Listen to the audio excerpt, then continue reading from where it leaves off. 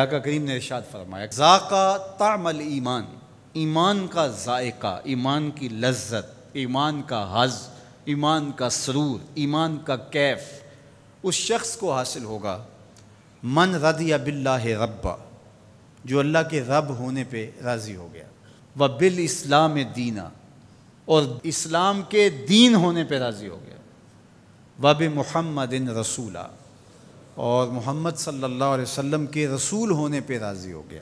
جس کو یہ تین چیزیں نصیب ہو گئی، ایمان کی لذت نصیب ہو گئی۔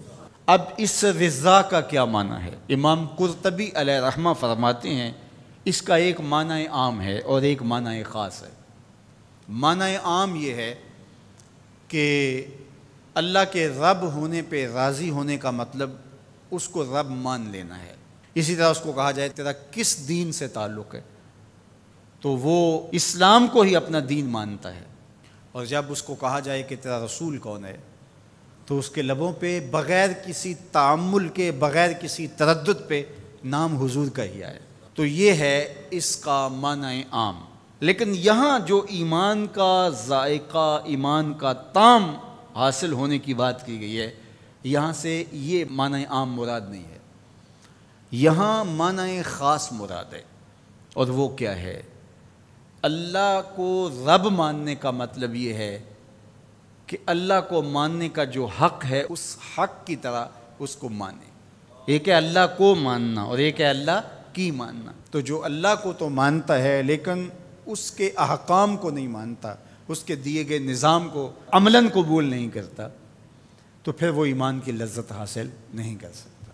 خالق حقیقی اس کو مانتا ہے تو پھر اپنا سب کچھ اس کے دستے قدرت میں سمجھے۔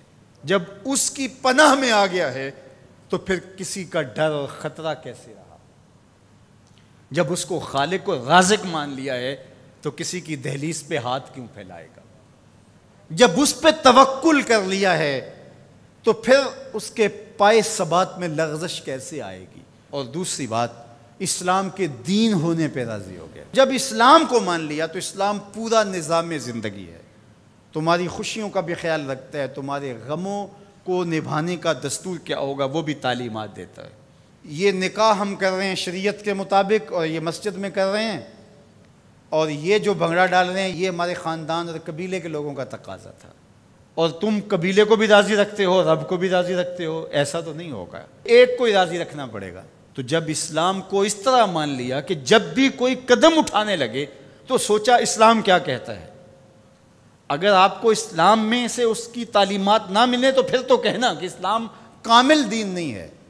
میں شادی کرنے جا رہا ہوں، یہ میرا ایک مسئلہ ہے، تو اسلام اس کے بارے بتاتا ہی کوئی نہیں۔ اسلام بتاتا ہے کہ تم نے رشتہ تلاش کیسے کرنا ہے، اسلام بتاتا ہے کہ تم نے پیغام نکاح کیسے بھیجنا ہے، اسلام بتاتا ہے کہ نکاح میں کتنے لوگ کم از کم شریک ہوں، گواہ کیسے ہوں، اسلام بتاتا ہے کہ تم اس کی خوشی کا اظہار کیسے کرو، جب نکاح کیا ہے تو اس وقت تم نے خرما کیسے لٹانے ہیں، اور شب زفاف کا صدقہ تم نے ولیمے کی صورت میں کیسے ادا کرنا ہے۔ اسلام تمہیں ایک ایک جزیہ بتاتا ہے۔ میرے حضور نے فرمایا انما انا لکم مثل الوالد، میں تمہارے لیے باپ کی جگہ پہ ہوں۔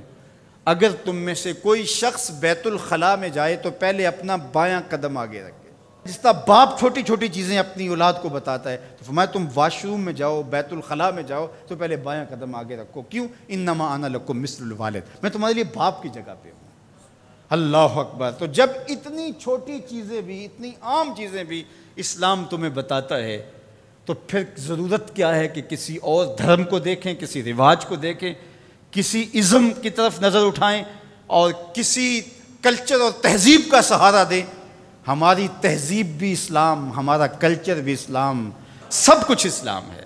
تو جب ہم نے مان لیا اسلام کو تو پھر مان لیا، پھر ماننے کا جو حق تھا وہ ادا کر دیا، تو پھر اسلام کا مزہ آنا شروع ہوگا۔ تیسری بات، وَبِمُحَمَّدٍ رَسُولًا، وہ اس بات پہ راضی ہے کہ یہ میرے رسول ہیں، یہ میرے ہادی ہیں، یہ میرے قائد ہیں، یہ میرے رہنما ہیں، یہ میرے مرشد اعظم ہیں۔